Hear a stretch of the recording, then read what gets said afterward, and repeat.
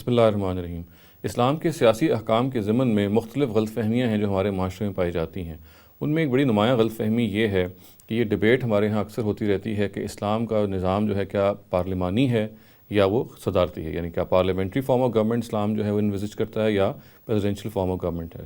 تو اس کے بارے میں سب سے پہلے تو یہ جان لینا چاہیے کہ قرآن مجید میں صراحت کے ساتھ جو بات بیان ہوئی ہے، جو ایک اصول کے طور پہ ہمارے سامنے رہنی چاہیے، وہ یہ ہے کہ امرہم شورا بینہم، یعنی اس آیت کا مطلب یہ ہے کہ مسلمانوں کا جو نظام ہے، مراد یہاں پہ سیاسی نظام ہے،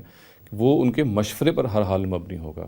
اس کا مطلب اصل میں یہ ہے کہ جو نظام ہے وجود مشورے سے آئے گا، وہ چلے گا جب تک کہ وہ مشورے ہی سے چل رہا ہوگا، اور اگر کسی گورنمنٹ کو اگر ٹاپل کرنا ہے یا گورنمنٹ کو ختم ہونا ہے تو وہ تبھی ختم ہو سکتی ہے اگر وہ اکثریت کی جو تائید ہے اس کو حاصل نہ رہے۔ امرہم شورا بینہم کا مطلب اصل میں یہ ہے کہ نظام اگر مشورے پہ چلے گا تو پھر اکثریت کی جو رائے ہوگی وہ فیصلہ کن ہوگی، وہ نافذ العمل ہوگی، اور جو بھی اکثریتی گروہ ہوگا وہی اصل میں حکومت کرے گا، اور وہ حکومت اس وقت تک کرتا رہے گا جب تک کہ اس کو اکثریت حاصل رہے گی۔ یہ تو وہ بنیادی اصول ہے، وہ بنیادی بات ہے جو قرآن مجید میں لکھی ہوئی ہے اور جس کو ہر حال میں ہمیں آنر کرنا ہے، اس کو ہمیں ماننا ہے۔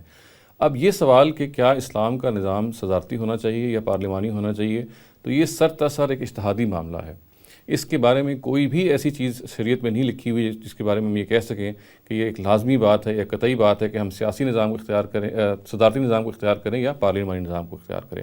عام طور سے جو یہ ڈیبیٹ کی جاتی ہے کہ چونکہ اسلام میں خلافت کا سسٹم رہا ہے اور خلیفہ چونکہ ایک ہی ہوتا ہے، تو شاید اسلام میں صدارتی نظام ہی وہ نظام ہے کہ جس کا وہ اسلام خواہاں ہے، اور پارلیمانی نظام کی کوئی گنجائش نہیں ہے۔ تو یہ بات بھی ٹھیک نہیں ہے۔ پارلیمانی نظام ہو یا صدارتی نظام ہو، دونوں اگر اپنی روح میں جمہوری ہیں، اور جیسا کہ ہمیں معلوم ہے کہ بعض جگہ یہ اپنے روح میں جمہوری ہونے کے باوجود نہیں رہتے، تو یہ ہمیں اس سے کوئی غرض نہیں ہونی چاہیے کہ ان دونوں میں سے کون سا نظام جو ہے وہ اسلام کا نظام ہے۔ ہمیں جو بنیادی طور پہ دیکھنا چاہیے وہ یہ ہے کہ یہ اپنی روح میں اگر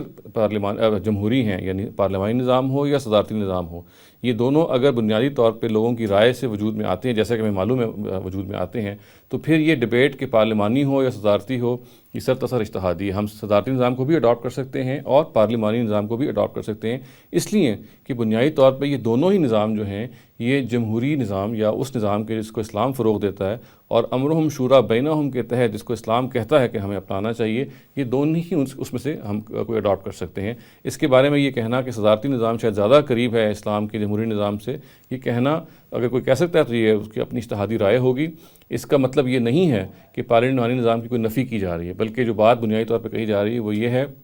کہ مسلمانوں کا جو نظام ہے ان کے مشورے سے وجود میں آتا ہے اور مشورے ہی کی بنیاد پہ چلتا ہے۔ یہ مشورہ اب مختلف ادوار میں مختلف طریقے سے لیا جا سکتا ہے۔ اگر پارلیمانی نظام کے اندر یہ صلاحیت حاصل ہے کہ وہ مشورہ صحیح طور سے امپلیمنٹ ہو، صحیح طرح سے حاصل ہو، تو اس کو بھی اختیار کیا جا سکتا ہے، اور یہی معاملہ صدارتی نظام ہے۔ اس کے بارے میں جو اس کی حسن و قبح ہے، اس کی جو بہتری یا کہتری کا جو فیصلہ ہے، وہ انسان کو اپنے تجربات اور اپنی جو مختلف ایکسپیرینسز ہوئے ہیں اس کی بنیاد پہ کرنا چاہیے۔ یہ بات کہ ان میں سے کسی ایک کی پریفرنس موجود ہے اسلام کی اپنی سورسز میں، یہ بات درست نہیں ہے۔